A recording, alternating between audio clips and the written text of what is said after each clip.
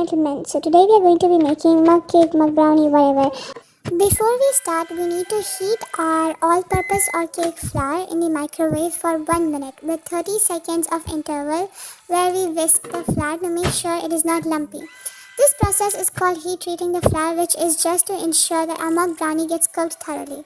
And then I added some sugar, some cocoa powder, some baking powder, some coffee.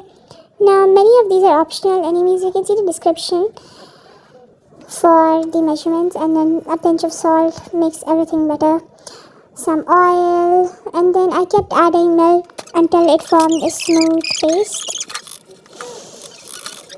Yeah, it doesn't look that good. And then in a mug I coated it with some oil.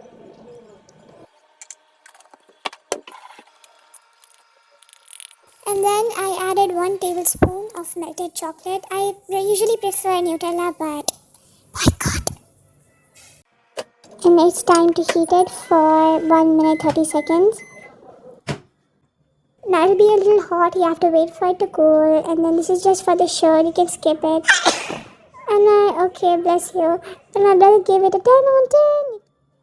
We had it with ice cream and it was literally the best thing ever, like that sizzling brownie thingy. Anyways, bye.